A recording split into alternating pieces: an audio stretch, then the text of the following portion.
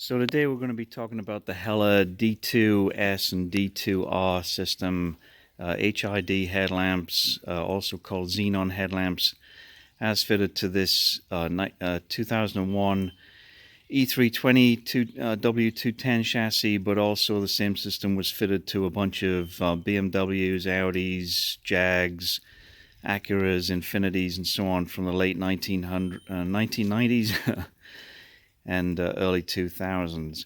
Now what's happened on this one, we've got a fault where the high voltage is arcing between the burner and the ballast assembly, and so we've got to replace the ballast assembly with a unit off a scrap car. Now on these particular vehicles, the front bumper has to be removed to get into the control box, which, as you can see on this old headlight over here, is buried underneath the light assembly. So that this all has to be exposed so that we can get that control box off there. So here's the underside of our E320 headlight assembly, and right here in the center you can see the HID ballast igniter assembly. This connector here is the power. This connector here is the high voltage 25,000 volts that goes up to the burner, actually the headlight, what we used to call a bulb. They don't call it that, they call it a burner now. This is integral to this box here, so once this controller goes, this whole piece has to be replaced as far as I can understand. However, we can test the burner and the ballast by connecting to this connection right here to a 12-volt battery, and that's what we're going to do. The first thing we have to do is to take this cover off.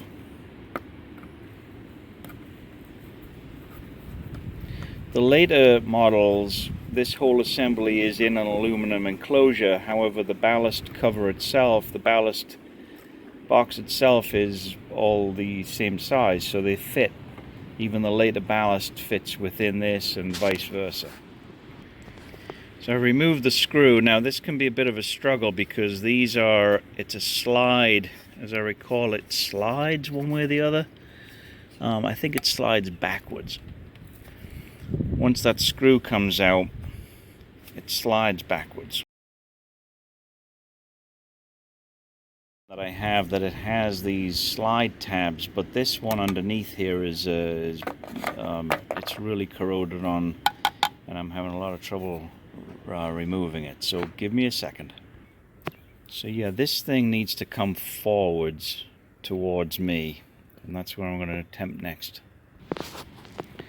So as I mentioned, this thing's got to come slide. It's on this black bracket under here, and it's got to slide forwards a little bit. So using the combination of the screwdriver and a bit of brute force here, I got this thing loosened up, and it moves forwards, and it comes off. So now once that bracket is loose, we can pull the plastic shroud and holder off. You can see those slider mechanisms that go into the slots in this black metal bracket underneath. Now then, this connector here, these little tabs have to get pulled out a little bit, just loosened, so that we can pop this connector. See, it's coming off. So you can see these little gray things have to get eased over this little piece of aluminum on the case, and the reason it's hard to remove is because it's a waterproof connection with all these rubber pieces in here.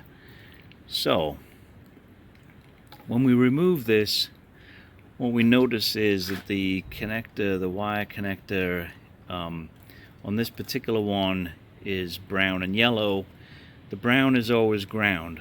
So when you go to test this thing, you always want to put your ground connection to the on this unit, the way it's orientated currently, the ground is going to be at the top on the little pin that's in here, and the 12 volts is going to go to the bottom pin. Now what I actually have is I have a second connector with nothing on the end from another old headlight.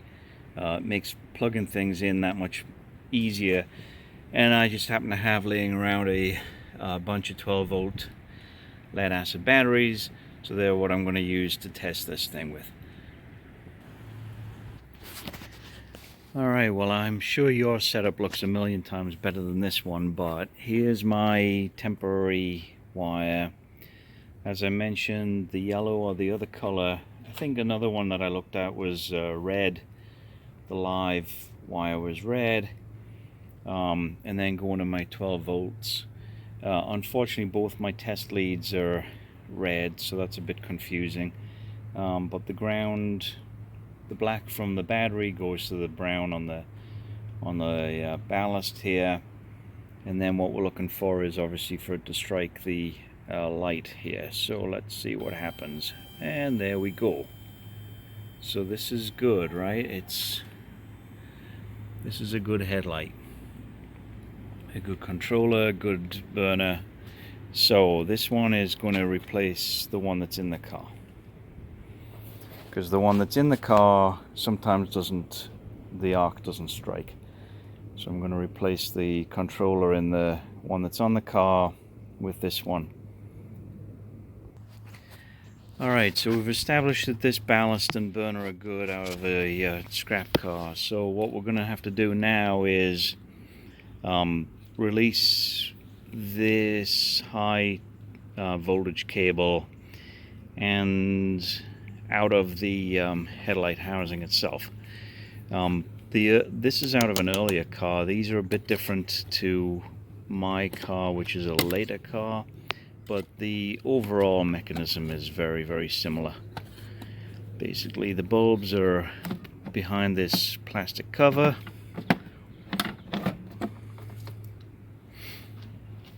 There's the high voltage cable. So this will twist anti-clockwise, I believe, to get it off the burner.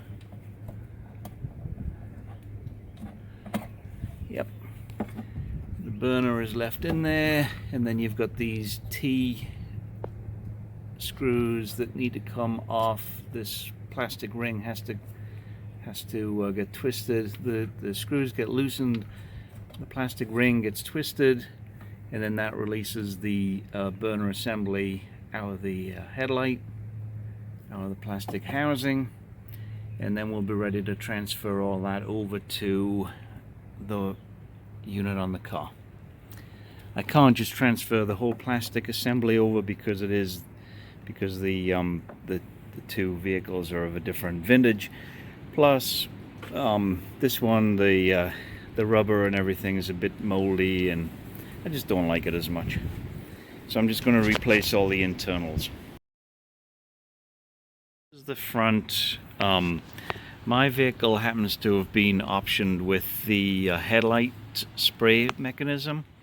That comes out with a little Phillips head, and it's a little tricky, not really once you know how, because you know, this just screws out of here, and then once the screw is out, put that somewhere where I'm not going to lose it, then the spray mechanism actually slides forwards. There's a little clip in the headlight itself, and the spray mechanism just pulls forwards, and that releases it from the security of the headlight itself. That's probably the only tricky thing about this.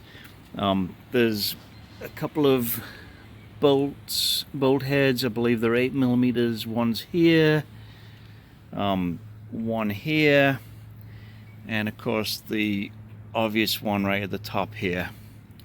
And they are it as far as pulling the headlight out.